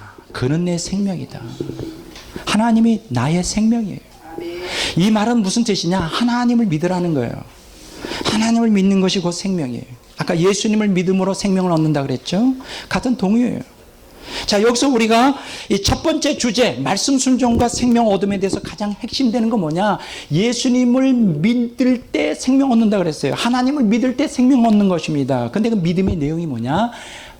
예수님의 말씀에 순종하는 것. 하나님의 말씀에 순종하는 것이 생명의 지름길이라는 거예요. 이게 굉장히 중요합니다. 여러분, 예수님을 믿는 것과 무엇이 동의어라고요? 예수님의 말씀에 순종하는 것이 동의어예요. 그거는 여러분 마음속에 새겨야 됩니다. 그러니까 예수님 말씀에 순종하지 않으면서 예수님 믿는다, 하나님 말씀에 순종하지 않으면서 하나님 믿는다, 이건 다 가짜예요. 짝퉁, 거짓. 이것은 성경적 구원하고 아무 관계없어요. 두고 보세요. 죽은 다음에 어떻게 되나. 진짜예요. 제가 이거 심각하게 경고하고 싶습니다. 뭐 어떻게 믿든 각자 원하는 대로 자유롭게 자기 마음대로 믿는 것은 자유지만은 그 자유롭게 믿은 그 신앙에 대해서 책임은 자신이 져야 될 거예요. 나는 제대로 믿고 싶어요. 제대로 믿어 난 천국 가고 싶다고요. 엉터리를 믿어서. 여러분 그게 얼마나 낭비입니까? 뭐 법정 스님 같은 경우에 또 뭐 굉장히 바르게 살았잖아요. 그렇게 열심히 불교를 믿었잖아요. 양심껏 살았잖아요. 그러고도 지옥 간다면 그 열심과 양심껏 산 그 모든 것이 무슨 의미가 있겠냐요. 우리는 한 번뿐인 인생을 살아가고 있어요. 그러면 제대로 믿어야지. 제대로 믿어서 제대로 천국 가야 될 거 아니에요. 응? 저는 그게 목적이에요. 누가 뭐라 그러든. 그런데 참 안타까운 것은 대다수의 기독교인들이 진리에 귀를 기울이지 않아요. 들을 귀가 없어. 왜 그럴까? 탐욕이 가득 차서 그래요. 이 세상의 줄을 끊지를 못해서 그래요. 이번에 그 추석 시즌에 이제 우리 안병환 목사님이 어떤 목사님을 모시고 왔잖아요. 이모 목사님 모시고 왔잖아요. 그래서 그 추석 시즌에 한번 그분 댁을 방문해 달라 그래서 그 안 목사님과 함께 방문해서 상담 또 대화를 많이 나눴습니다. 근데 이분은 이제 목사님이신데 그 이태원 쪽에 그 미국 흑인 목사님과 목회를 같이 하고 영어도 잘하시고요. 아프리카 쪽에서는 각 나라 사람들을 대상으로 목회도 하고 또 그들이 그 기르는 자녀들, 그 어린 자녀들 갖다가 그 유아원을 이렇게 관리를 해줘요. 그렇게 해서 거기서 월급을 조금 받고 하는데 이분이 그 한 가지 제가 대화하면서 깨닫는 거는 진리에 대한 갈망이 굉장히 강하더라고요. 수십 년을 진리를 갈망해 왔대요. 근데 이제 안 목사님을 만나서 저 연구원 CD를 전달받고 이분이 거기서 충격을 먹은 거예요. 우리 김은영 전사님 같은 똑같은 현상이 나타나는 거예요. 몇 날 며칠을 밤을 거의 새우다시피 하면 그 말씀을 듣고 울다 웃다가 하면서 그때 그렇지는 않았는지 모르지만 그분은 그런 현상이 나오네요. 그리고 그분 얘기대로 이렇게 삐딱했던 논리가 이제 그 이론이 딱 정립이 됐대요. 그러면서 그분이 이제 매일 한 사람씩 집에 초대해서 식사하는데 그때부터 이제 막 발칸포 쏘듯이 그냥 복음의 진리를 이제 쏘기 시작하고 있어요. 근데 이제 안타깝게도 지금 또 직장 생활을 해야 되기 때문에 연구원에 나오지를 못해요. 뭐 언젠가 또 기회가 되면 나오겠는데 제가 깨닫는 것은 뭐냐? 이 연구원의 말씀이 물론 많은 사람들은 원하지 않겠지만 소수이지만은 진리를 갈망하는 정말로 복음의 진리를 갈망하고 주님 뜻대로 살려고 하는 사람이 굉장히 강력한 힘을 갖고 있구나. 변화를 일으키는 힘을 갖고 이분이 엄청 변화됐어요. 요 한 달 사이에 엄청난 변화가 일어나고 있다는 것을 보면서 참 그 희망을 갖게 되었습니다. 자, 그러면 왜 예수님을 믿는 자가 말씀을 순종해야 생명을 얻을까? 믿는다는 것은 말씀 순종과 같은데 왜 그럴까 하는 것을 지금 이 시간에 도대체 하나님 말씀 순종은 이건 옵션 아닌가? 그냥 믿으면 구원받는 거 이건 뭐 그 옵션, 하나님 말씀 순종은 옵션이 아닌가 이렇게 여러분들이 생각하기가 쉬워요. 이 문제에 대해서 제가 여러분들에게 조금 더 구체적으로 하나님의 말씀, 성경이 무엇인가를 여러분들에게 말씀드리려고 합니다. 여러분들 그 성경에 보면 디모데후서 3장 16절을 봅니다.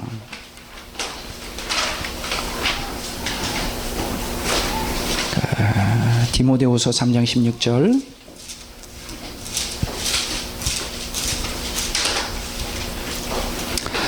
여러분들이 너무나 잘 하시는 말씀이에요. 디모데후서 3장 16절.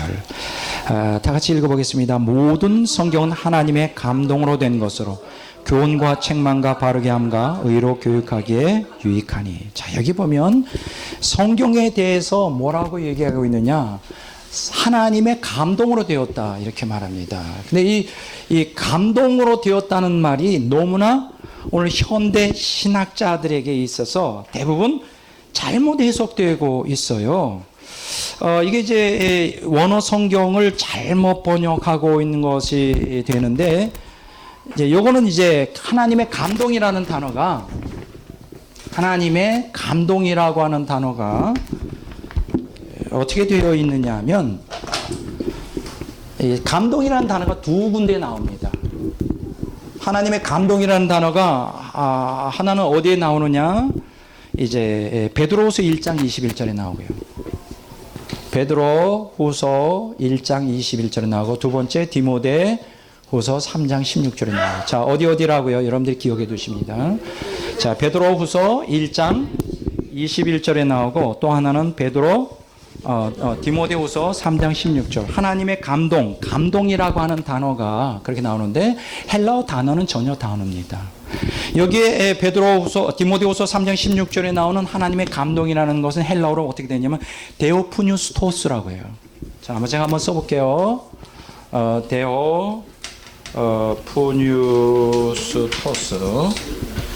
데오푸뉴스토스. 다 따라서 합시다. 데오푸뉴스토스. 이건 무슨 뜻이냐 하면 데오라는 것은 데오스 하면 하나님이잖아요. 하나님이고 푸네오라고 하는 단어는 뭐냐? 내뿜다. 그러니까 호흡을 내쉬다. 날숨이다. 그러니까 여기서 하나님의 감동이라 할 때 감동은 하나님의 감동할 때 데오푸뉴스토스는 뭐라고 하냐면 하나님의 내뿜던 호흡.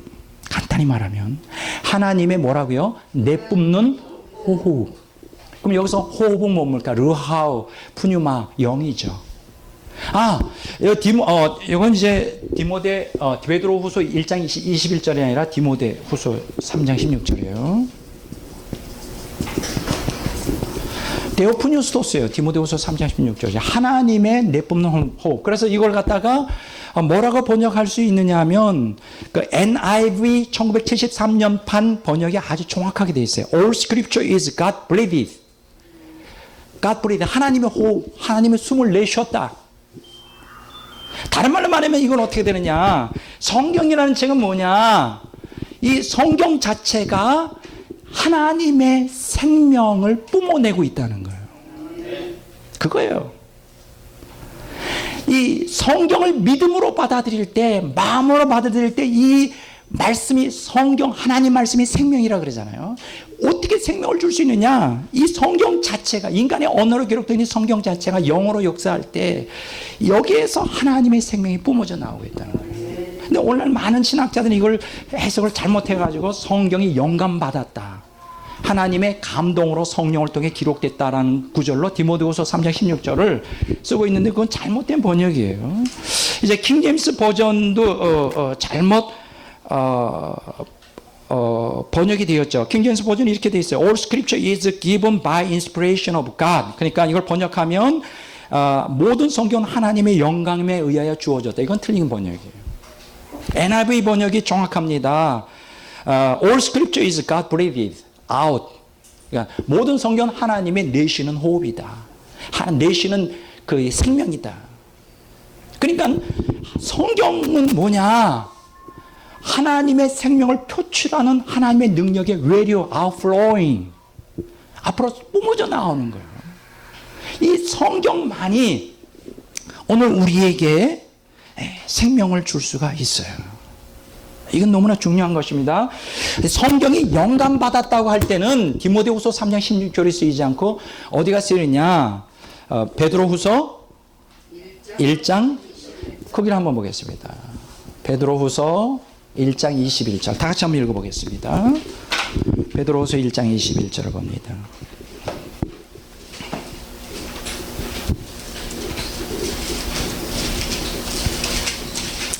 자, 다 같이 읽겠습니다. 예언은 언제든지 사람의 뜻으로 된 것이 아니요 오직 성령의 감동하심을 받은 사람들이 하나님께 받아 말한 것이나. 여기서 감동이라고 하는 단어가 있는데 이 데오푸뉴스토스가 아니에요. 페로라고 합니다. 페로 따라합시다. 페로. 이 페로라고 하는 건 뭐냐? 쉽게 얘기하면 이럽니다. 여기 방파제가 있잖아요. 여기에 파도가 치잖아요. 배가 위에 있어요. 그러면 그냥 내버려두면 파도가 심하게 치면 떠내려갈 거 아니에요. 그러면 떠내려가지 않게 하려면 여기 제 방에 방파제에다가 쇠사슬을 묶어놓으면 되죠. 바로 페로라는 게 그런 뜻이에요. 성경이 떠내려간다는 건 뭐예요? 인간에 의해서 타락한 본성을 가지고 있는 인간에 의해서 기록됐기 때문에 이게 떠내려갈 수 있어요. 잘못 해석할 수 있어요. 그러나 그렇게 하지 않도록 성령께서 컨트롤하는 것이죠. 다스리는 거예요. 그게 하나님 말씀으로서 오류를 범하지 않도록 하게 해요. 그게 페로예요. 그러니까 성경이 하나님의 영감으로 되었다 그럴 땐 베드로후서 1장 21절 페로가 맞지만 여기 디모데후서 3장 16절 하나님의 감동으로 되었다 할 때는 영감서를 쓰면 안 돼요. 인스피레이션이 아니에요. 이럴 때는 인스피레이션이 이거는 스피레이션이에요. 스피레이션 아웃, 쏟아내는 거예요. 호흡을 쏟아내는 거. 그러니까 이미 하나님의 성령의 인도를 따라 기록된, 페로에 의해 기록된 이 성경은 오류가 없고 이 자체가 여기에서 뭐가 뿜어져 나온다? 하나님의 생명이 뿜어져 나오는 거예요. 성경 자체가 생명이에요. 그런데 이 성경 자체가 생명인데 성경을 무조건 읽는다고 연구한다고 다 생명이냐? 그건 아니죠. 성경이 열리려면 회개해야 되고요. 진실한 마음으로 읽어야 되고 묵상해야 되고, 이제 이따가 좀 얘기하겠지만 내 말씀이 내 안에 걸리면 어떻게 되느냐. 이것이 생명이 되려면 진실로 진리를 추구하는 마음, 회개하는 마음으로 읽을 때 열리지. 학문적으로 열리지 않아요. 참 놀라운 책이에요. 성경이라는 책은 하나님의 책인데 여기에 생명이 가득한데 아무나 읽는다고 생명을 주지 않아요. 무식한 사람도 주님을 뜨겁게 갈망하는 마음으로 읽으면 열리고요. 석박사가 읽어도 이 학문적으로 하나님을 사랑하지 않고 책을 읽으면 전혀 열리지 않는 책이 성경이에요. 기가 막히지 않아요? 기가 막힌 책이에요. 어쨌든 여기서 포인트는 뭐냐면 성경은 하나님의 생명을 뿜어져 나오는, 하나님의 생명이 여기서 뿜어져 나와요. 하나님의 호흡이 뿜어져 나와요, 성경이. 그래서 성경이 생명을 주는 거예요. 그러니까는 하나님의 말씀을 왜 순종해야 될까요? 그냥 듣기만 하면 안 되는 거예요. 그 말씀을 적용할 때 그 생명이 내 안에 깊이 들어오고 그걸 통하여 내 안에 생명이 충만한 풍성한 삶을 살게 되는 거예요. 그러니까 예수님 믿는다는 것은 하나님 말씀에 순종하는 것과 동의해요. 예수님 믿는다 그러면서 성경을 떠나 살아요? 성경 없이 살아? 그것은 그 예수는 신비주의적인 신화 속의 예수에 불과한 거예요. 아무 우려하고 한 거예요. 성경 없이 하나님 믿어요? 그거는 조물주에 불과한 거예요. 우리가 예수님 믿는다 할 때는 성경에 계시된 예수님, 우리가 하나님 믿는다 그럴 때는 성경에 계시된 하나님, 우리가 성령의 능력을 힘든다 할 때는 성경에 계시된 성령을 경험하는 거예요. 항상 성경이 떠나서는 안 돼요. 그래서 우리가 성부 하나님을 뭐라고 말합니까? 진리의 하나님이라는 거예요. 시편 31편 5절에 예수님을 우리가 뭐라고 말합니까? 진리의 예수님이라고 그러는 거예요. 요한복음 14장 6절에 성령을 뭐라 그럽니까? 진리의 성령님이라고 그러는 거예요. 요한복음 16장 13절. 그러니까 성부, 성자, 성령, 창조와 구속 경륜에서 말씀을 떠날 수는 없는 거예요. 말씀이 중심이에요. 말씀이 중심입니다. 여러분, 말씀에서 떠나는 그 순간 우리는 마귀의 밥이 됩니다. 이런 걸 명심하십시오. 그래서 우리 기독교 신앙은 말씀의 종교라 말했어요. 유대교도 마찬가지예요. 여러분, 유대교에서 가장 중요한 게 뭔지 아십니까? 토라잖아요. 말씀을 아주 그들은 생명처럼 여깁니다. 마찬가지예요. 오늘 기독교인들에게도 가장 중요한 게 뭐냐? 말씀이어야 돼요. 왜 말씀을 중시해야 될까요? 말씀이 곧 생명이기 때문에, 생명을 주기 때문에 그런 거예요. 이해가 되시죠? 자, 또 한 가지 우리가 여기서 기억하셔야 될 것은 이제 성경이 곧 하나님과 동의어라는 거예요. 성경이 곧 뭐라고요? 하나님과 동의어예요. 말씀이 곧 하나님과 동의어예요. 뭐 여러분들이 다 잘 아시잖아요. 요한복음 1장 1절에 태초에 말씀이 계시니라, 이 말씀이 하나님과 함께 계셨으니 이 말씀은 곧 뭐라? 하나님이라고 해요. 말씀이 하나님이에요. 이 말씀이 하나님이에요. 이스라엘 포로기 이후에 히브리어 구약 성경을 그 당시 국제 언어였던 아람어로 번역을 했어요. 그것이 탈굽력이라고 그래요. 따라서 합시다. 탈굽력. 이 탈굽력에서는 여호와를 말씀 혹은 하나님의 말씀으로 번역했습니다. 동의어란 말이에요. 그러니까 내가 예수님을 믿는다는 것은 말씀을 믿는 거예요. 말씀을 믿는다는 것은 말씀을 순종하는 거예요. 동의어예요. 말씀 떠난 예수, 말씀 떠난 성령, 말씀 떠난 하나님 존재할 수가 없어요. 말씀이 생명이기 때문에. 탈굽력에서는 그렇게 얘기하고 있어요. 이건 제가 얘기한 거 아니에요. B.B. 워필드라고 하는 아주 유명한 개혁주의 신학자, The Inspiration and Authority of the Bible의 그 성경의 영감과 권위라고 하는 영어 책에 245쪽에서 265쪽에 기록이 되어 있어요. 그렇게 얘기하고 있어요. 여러분, 이 초월적 하나님이 피조물에 임하여 자신을 드러내는 것을 우리는 뭐라고 얘기하느냐? 영광이라 그래요. 영광. 따라서 영광. 영광이라는 것은 반드시 피조물에게 하나님의 신성을 드러낼 때, 자신을 현현할 때 그게 영광이 나타난다, 이렇게 말을 하죠. 자, 그런데 이 탈구모로는 쉐키나라고 번역을 합니다. 영광을. 뭐라고요? 쉐키나. 이거 굉장히 중요한 단어예요. 신학적으로 따라서 쉐키나. 쉐키나. 여러분 그 쉐키나 하니까 떠오르는 게 있죠. 출애굽기 40장에 보면 그 모세가 성막을 만들고 그랬죠. 다 완성한 다음에 성막 안에 들어가려는데 하나님의 영광의 구름이 쫙 해서 들어가서 섬길 수가 없었다 그랬어요. 그게 바로 쉐키나 글로리. 쉐키나 영광이에요. 쉐키나. 근데 이 쉐키나는 하나님의 실제적인 임재, the actual presence of God, 하나님의 실제적인 임재를 나타내는 아주 독특한 표현인데, 그러니까 쉐키나라는 건 영광인데 이 쉐키나는 하나님의 강력한 실제적인 임재를 말해주는 것이죠. 그런데 탈굽역에 보면 이 쉐키나가 무엇이냐? 말씀과 동의어예요. 그러니까 하나님의 쉐키나는 하나님의 말씀 이렇게 말해도 다르지 않아요. 그 얘기는 뭐예요? 이 하나님의 말씀, 이 말씀에 뭐가 임했다는 거예요? 쉐키나, 하나님의 영광이 충만하다는 거예요. 따라서 말씀에 하나님의 영광이 충만하다. 다시 한번 말씀에 쉐키나가 충만하다. 그래 믿으세요. 굉장히 중요한 것입니다. 따라서 성경은 하나님의 실제적인 임재 쉐키나예요. 이거는 제 사상이 아니에요. 메르시 테니가 집대성한 또 존 도반 픽토리얼 인사이클로피디아 오브 더 바이블 어떤 그림으로 만든 그 성경 백과사전이 있는데, 성경 사전이 있는데 그게 5권째 388쪽에서 391쪽에 기록이 되어 있어요. 여러분 왜 우리가 믿는 사람의 말씀 순종이 왜 필요하냐? 바로 이것 때문에 그래요. 기독교가 말씀을 떠나 하나님을 믿고 그건 조물주에 불과해요. 기독교가 예수님을 말씀을 떠나 믿는다, 이거는 하나의 신화적인 인물로 전락하고 말아요. 기독교가 성령 체험을 갖다 말씀을 떠나 한다, 이거는 광신주의고 이거는 미신이고 이거는 무당 푸닥거리에 불과한 거예요. 말씀이 중심이 되어야 돼요. 왜냐하면 하나님은 진리의 하나님이고 예수님은 진리의 예수님이고 성령은 진리의 성령님이기 때문에 이 진리의 본체되는 하나님 말씀을 떠나서는 우리가 하나님의 생명을 얻는 것은 불가능한 거예요. 이해가 되십니까? 굉장히 중요한 것입니다. 자, 그런데 여기서 한 가지 여러분들이 기억하셔야 될 거예요. 이제 말씀 중심 하니까 정통 보수적에서는 말씀 중심, 뭐 특히 그 침례교에서는 말씀 중심, 거기서도 아주 보수적인 사람들이 이제 바이블 베프티스트, 인디펜던스 베프티스트 이런 사람들은 그냥 말씀 하는데, 내가 볼 때는 그 말씀 중심이 아닌 것 같아요. 무슨 얘기인지 아세요? 말씀 한다 그래서 그 말씀이 생명이 되지 않으면 안 돼요.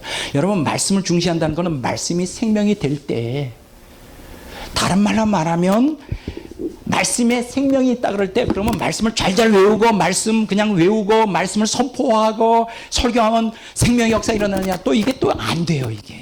이게 또 작동을 안 해. 그러면 이 말씀이 생명이 되려면 어떻게 되냐? 한 가지 단서가부터. 그게 뭐냐면 마음속에 그 말씀이 거해야 돼요.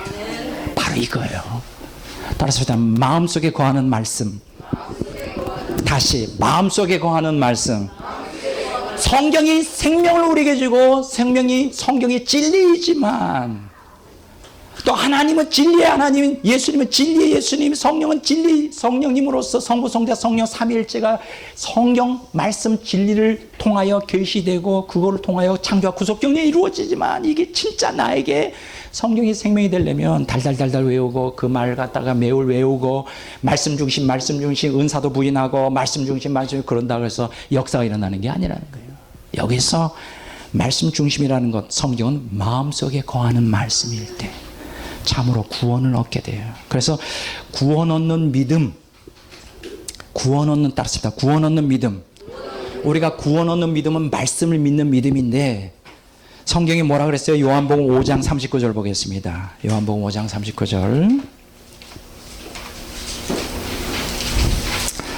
다 같이 읽어보겠습니다. 너희가 요한복음 5장 39절 다시 읽겠습니다. 너희가 성경에서 영생을 얻는 줄 생각하고 성경을 상고하거니와 이 성경이 곧 내게 대하여 증거하는 것이라. 보세요. 성경에서 뭘 얻는다고요? 영생을 얻어요. 그러면 영생을 성경에서 얻으니까 성경을 매일 외우고 읽고 하면 다 되는 거냐? 아니에요. 여기서 성경이 영생을 얻는다고 할 때 이게 뭘 의미할까? 자, 디모데후서 3장 15절 봅니다. 디모데후서 3장 15절. 다 같이 읽어보겠습니다. 찾으셔요. 디모데후서 3장 15절. 또 어려서부터 성경을 알았나니 성경은 너희 너로 하여금 그리스도 예수 안에 있는 믿음으로 말미암아 구원에 이르는 지혜가 있게 한다. 자, 구원을 얻는 지혜가 있는데 성경은. 근데 그 구원은 어떻게 얻을까요? 믿음으로 얻죠. 다른 말로 하면 성경을 믿을 때에, 그렇죠? 우리가 구원을 받게 된다. 성경을 통해 구원을 얻는다. 그러니까 성경에서 영생을 얻는다, 성경에서 구원을 얻는다는 것은 결국 궁극적으로 어느 구절에서 맞닥뜨리냐? 베드로전서 1장 23절 24절에서 맞닥뜨리죠.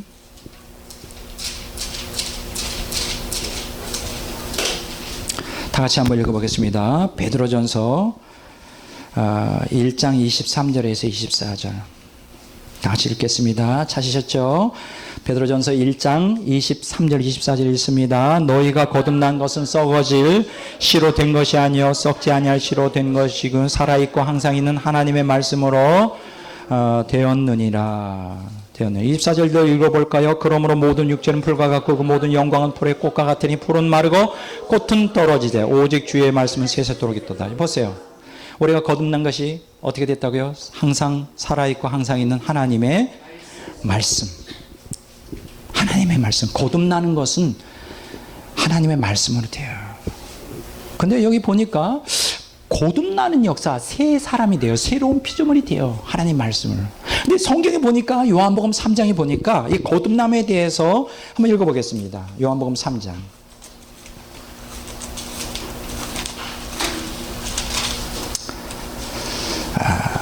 3장 3절을 읽어보겠습니다. 3장 3절 읽어보겠습니다. 예수께서 대답하여 이르시되 진실로 진실로 내게 이르노니 사람이 거듭나지 아니하면 하나님 나라를 볼 수 없다. 아주 충격적이죠. 자, 거듭나지 않으면 하나님 나라를 볼 수 없다. 다른 말로 말하면 천국 못 간다는 얘기예요. 거듭나야 돼요. 그런데 아까 우리가 베드로 전서 1장 23절 24절에 거듭나는 게 어떻게 거듭난다고요? 말씀, 하나님 말씀으로 거듭난다는 거예요. 그러니까 하나님의 말씀으로 거듭나지 않으면 절대 그 사람은 천국 못 들어갑니다.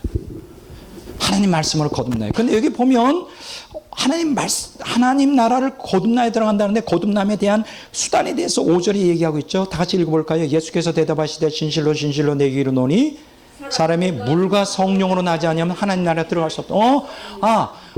성령으로 거듭나야 되는 거야. 물과 성령. 근데 여기서 물에 대해서 뭐 논란이 많기 때문에 여기서 제가 생략하고요.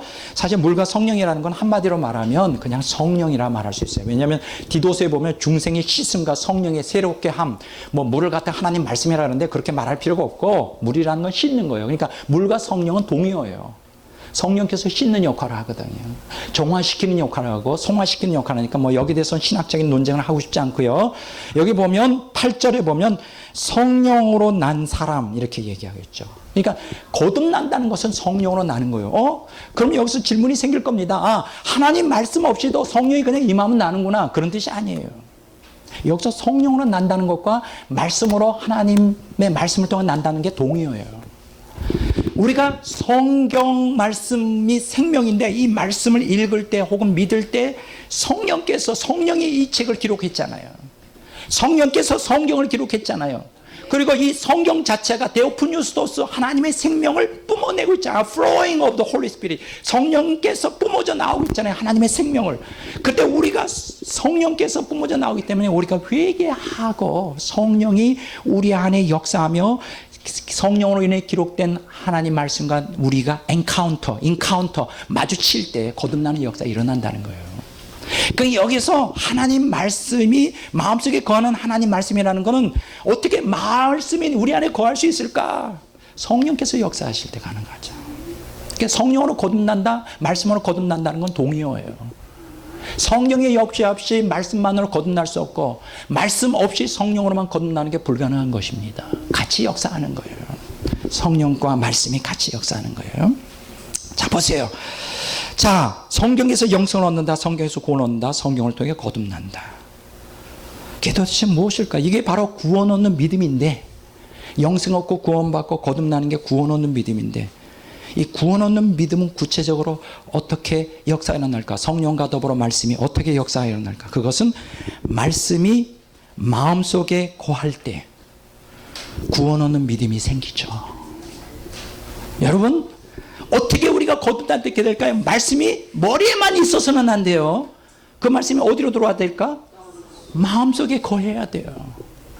마음속에 이 말씀이 딱 들어오면 그 말씀이 생명이기 때문에 우리를 거듭나게 하고, 그 말씀이 생명이기 때문에 우리를 성화시키고, 그 말씀이 생명이기 때문에 이제 조금 이따 설명하겠지만 우리를 죄에서 보호하고, 우리를 실족지 않게 하고, 우리를 항상 풍성한 생명을 어때도 풍성하게 얻게 하는 역사를 일으키는 거예요. 이건 놀라운 것입니다. 이거는 제가 경험하고 있어요. 제가 이렇게 강력하게 외치는 거는 제가 신학적인 얘기만 하는 게 아니에요. 성경 얘기만 하는 게 아니라 제가 직접 제 신앙 삶 속에서 경험하고 있는 거예요. 말씀만이 생명입니다. 말씀이 내 안에 거할 때 죄를 이길 수 있어요. 오직 그것만이. 우리 기독교인들이 이 험한 세상 속에서, 아까 우리가 얘기했잖아요. 강력하게 절제가 통제가 안 되는 이 세상 속에서 유일하게 건짐받을 수 있는, 보호받을 수 있는 유일한 희망이고 길이에요. 로마서 10장 8절에서 13절 보겠습니다.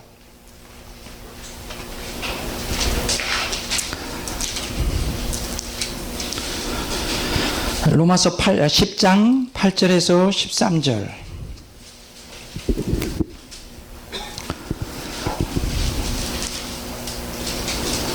8절에서 13절 좀 길지만 빨리 읽어보도록 하겠습니다. 로마서 10장 8절에서 13절. 그러면 무엇을 말하느냐? 말씀이 내게 가까워 내 입에 있으면 내 마음에 있다 하였으니 곧 우리가 전파하는 믿음의 말씀이라. 내가 만일 내 입으로 예수를 주로 신하며 또 하나님께서 그를 죽은 자 가운데서 살리신 것을 내 마음에 믿으면 구원 얻으리라. 사람이 마음으로 믿어 의에 이르고 입으로 신하여 구원에 이르느니라. 성경에 이르되 누구든지 그를 믿는 자는 부끄러움을 당하지 아니하리라 하니, 유대인이나 헬레인이나 차별이 없음이라. 한 분이신 주께서 모든 사람의 주가 되사 그를 부르는 모든 사람들에게 부여하시도다. 누구든지 주의 이름을 부르는 자는 구원을 얻으리라. 야, 이 구절 너무나 좋죠. 우리가 구원 얻는 방법 가장 간단해요. 주의 이름을 부르면 구원받습니다. 주님을 부른다는 건 뭐냐? 구절에 보면 예수님을 주님으로 시인하면 구원받습니다. 그리고 마음으로 믿으면 구원받아요. 근데 그게 다일까요? 여기서 보면 그 11절에 보면 믿는 자라는 게 나오죠. 입으로 시인하고 마음으로 믿으면 구원받는다. 그게 전부일까요? 아닙니다. 여기 아주 중요한 구절이 있어요. 중요한 구절이 있어요. 8절에 보면 이 믿음의 말씀인데, 그러니까 믿음의 말씀이라는 거예요. 우리가 말씀을 믿는 것인데, 여기 보면 말씀이 내게 가까워 내 입에 있으면 내 마음에 있다 하였다. 중요한 거예요. 그러니까 입으로 시인하고 마음으로 믿어 구원받는데, 그 입으로 시인하여 마음으로 구원받는 그 구원, 주를 시인하는 그 구원이 실제적으로 일어나려면 어떻게 하면 우리 마음에 구원의 말씀, 믿음의 말씀이 어떻게 된다? 거해야 돼요. 거해야 돼요. 여기 초점은 그거예요. 그거를 놓치고 그냥 시인하십시오. 시인했으니까 구원받았다. 그건 아니에요. 말씀이 우리 안에 거할 때 거듭나는 역사가 일어나는 거예요. 로마서 10장 18절에서 13절의 핵심은 뭐냐? 말씀이 내 마음에 있다. 자, 한번 볼까요? 요한복음 5장 38절 보겠습니다. 요한복음 5장 38절. 자, 빨리 찾으세요. 자, 다 같이 한번 읽어보겠습니다. 그 말씀이 너희 속에 거하지 아니하니 이는 그가 보내신 이를 믿지 아니함이라. 자, 예수님께서 말씀하셨어요. 예수님을 받아들이지 않는 유대인들, 그러나 명목적으로는 요한복음에 보면 그런 사람들이 뭐냐? 말씀이 내 마음에 거하지 않으니까 믿지 않는다. 그러니까 믿지 않는다는 건 뭐예요? 그 말씀이 어디에 거하지 않는다? 마음에 거하지 않는다. 그러니까 믿는다는 건 뭐예요? 그 말씀이 어디에 거한다? 마음속에 거한다. 동의어예요. 오늘 현대 기독교인들이 예수를 믿는다, 하나님 믿는다, 그러면서도 말씀이 그 안에 거하지 않는다? 그건 가짜예요. 짝퉁이에요. 그거는 구원받을 수가 없어요. 말씀이 거하지 않는데 거기서 어떻게 생명의 역사가 나오겠어요? 말씀이 거하지 않는데 어떻게 삶이 변화가 되겠어요? 안 그래요? 머리로만 믿는 그 개념, 마음으로 믿는다는 게 그걸 뭐로 증명하겠느냐고. 뭐가 보증해요? 말씀이 안에 거해야 돼요.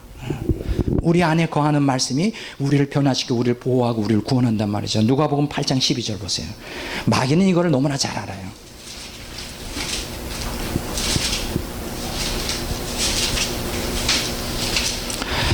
자, 누가복음 8장 12절 다 같이 읽어보겠습니다. 빨리 찾으세요. 길가에 있다는 것은 말씀을 들은 자니 이에 마귀가 가서 그들이 믿어 구원을 얻지 못하게 하려고 말씀을 그 마음에서 빼앗는 것이요. 마귀는 너무나 잘 알아요. 입으로 신하고 마음으로 믿는다고 해도 안 돼요. 중요한 것은 그 씨앗되는, 생명의 씨앗되는 그 말씀이 우리 안에 심겨지면 우리가 구원받는다는 걸 알기 때문에 그것을 뺏어가려고 해요. 믿어 구원받지 못하게 하려고 마음에서 말씀을 뺏어간다. 이거는 중요한 거예요. 말씀이 내 안에 거하는 것은 거듭남, 성화, 우리의 보호, 우리의 복의 모든 것의 근원이 돼요. 내 안에 말씀이 거해야 돼요. 자, 야고보서 1장 21절 보겠습니다.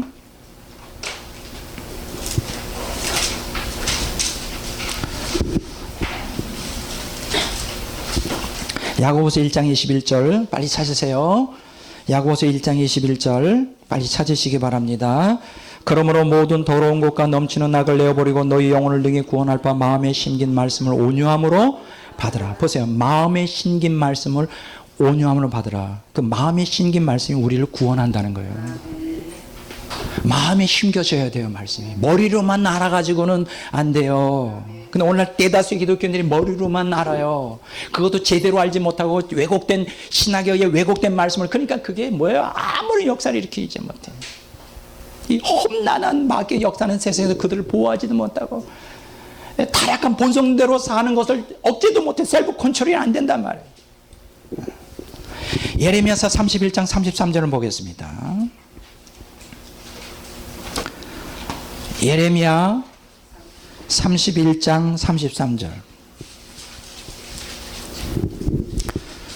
예레미야 31장 33절. 다 같이 읽어보겠습니다. 예레미야 31장 33절. 그러나 그날 후에 내가 이스라엘 집과 맺을 언약은 이러하니 곧 내가 나의 법을 그들의 마음속에 두며 그들의 마음에 기록하여 나는 그들의 하나님이 되고 그들은 내 백성이 될 것이라. 보세요. 이것은 이제 새 언약에 관계되는 것이지만 새 언약만 관계되는 게 아니라 모든 인류 구속사에서 모든 성도들에게 적용이 되죠. 나의 법을 그들 속에 둔다 그랬어요. 마음에 새긴다 그랬어요. 그 마음 속에 말씀이 거하도록 하겠다는 거예요. 그러면 나는 그들의 하나님이 되고 그들은 내 백성이 된다. 이게 뭐예요? 나는 그들이 하나님이 되고 그들은 내 백성이 된다는 말은 뭐예요? 거듭난다는 거죠. 하나님의 자녀가 된다는 것이죠.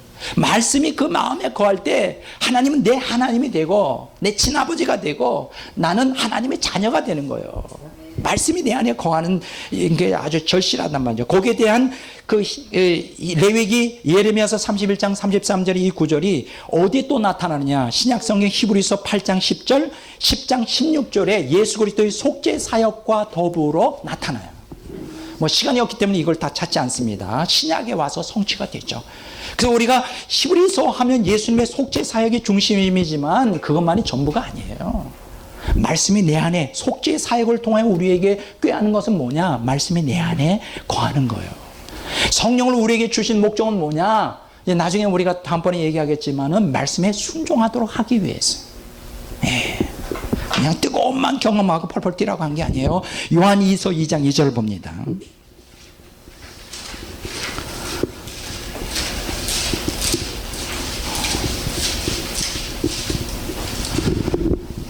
요한 2서 2장 2절 다 같이 읽어보겠습니다. 요한 2서 1장 2절. 1장밖에 없어요. 2장이라 그랬어요. 1장 2절. 우리 안에 거하여 영원히 우리와 함께할 진리. 여러분 보세요. 진리가 뭡니까? 하나님의 신적 성품의 한 요소예요. 거룩, 진리, 사랑. 이거는 하나님의 신적 성품이에요. 진리가 우리 안에 거한다는 건 하나님이 우리 안에 거한다는 거예요. 왜냐하면 하나님은 진리의 하나님이기 때문에 우리 안에 거하여 영원히 우리하고 함께해요. 여러분 안에는 항상 진리가 여러분 안에 거해야 돼요. 말씀이 내 안에 거할 때 그게 진리가 되는 것이죠. 진리. 뭐 말씀이나 진리나 동의어라고 말할 수 있지만 진리가 우리를 살리죠. 자, 제가 이제 정리해 보겠습니다. 성경을 그냥 믿는다 그 개념이 아니에요. 성경 말씀을 그냥 순종한다. 여러분 내 안에 거하는 말씀이 없이 무조건 외형적인 성경 말씀을 순종하는 자들은 뭐예요? 다 어디에 빠질까? 율법주의, 자기의에 다 빠지고 말아요. 무슨 얘기 하시겠어요? 바리새인들이 그렇게 했어요. 하나님의 말씀의 외형만 가지고, 그렇죠? 그대로 율법을 지키려고 해서 그래봐야 소용없는 거예요. 마음의 할례를 받아야지. 그 말씀이 내 안에 거하여 생명으로 역사할 때 그것이 나를 살리고 이웃을 살리고 주변을 변화시키는 거예요. 그 안에 내 안에 말씀이 거하지 않고 머리로만 그것을 규율로 만들어서 말씀 순종하는 자들은 다 율법 회하는 거예요. 제가 하는 말씀을 오해하지 마세요. 백목사는 율법의 행위에 의한 구원을 가르치는 게 아니에요. 백목사는 행위 구원을 가르치는 게 아니에요. 말씀에 거하지 않고 겉으로만 말씀 순종하는 건 그건 행위 구원에 불과한 거예요. 우리를 살릴 수 없어요. 내 안에 말씀이 거해야 돼요. 거해야 돼요. 이게 중요한 것입니다. 자, 그래서 여러분들이 가지고 있는 교재 맨 밑에 보세요. 요한복음 8장 45절에 보면 예수님을 믿는 것은 무엇을 의미할까? 요한복음 8장 47절에 말씀을 듣는 것과 동의어요. 자, 말씀을 듣는 것은 무엇을 의미할까? 요한복음 8장 37절에 말씀이 마음 안에 거하는 거예요. 말씀이 마음 안에 거한다면 어떻게 될까요? 요한복음 8장 52절에 말씀을 지키게 되죠. 여러분, 말씀이 우리 안에 거하면 자동적으로 말씀이 지키게 돼요. 안 그래요? 여러분 안에 마음 안에 강한 욕망이 있어요. 행동으로 나오지 않아요. 무의식적으로. 맞아요. 말씀이 내 안에 거하면 그 말씀이 지켜지게 돼요. 레위기 26장 15절 봅니다.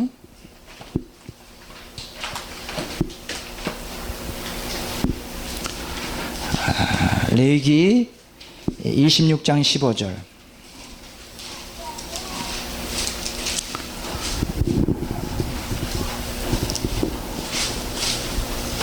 다 같이 읽겠습니다. 내 규례를 멸시하며 마음에 내 법도를 싫어하여 내 모든 계명을 준행치 아니하며 내 언약을 배반할진대. 보세요. 하나님 명령을 마음에 두기를 싫어하고 그 명령을 준행하지 않는다는. 그러니까 준행하지 않는 것은 그 마음에 뭐가 없기 때문일까요?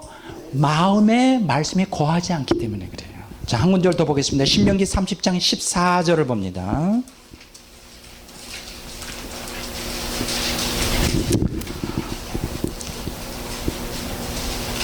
같이 읽어보겠습니다. 신명기 30장 14절. 오직 그 말씀이 내게 매우 가까워서 내 입에 있으며 내 마음에 있은 즉 내가 이를 행할 수 있느니라. 마음에 있기 때문에 말씀을 어떻게 해요?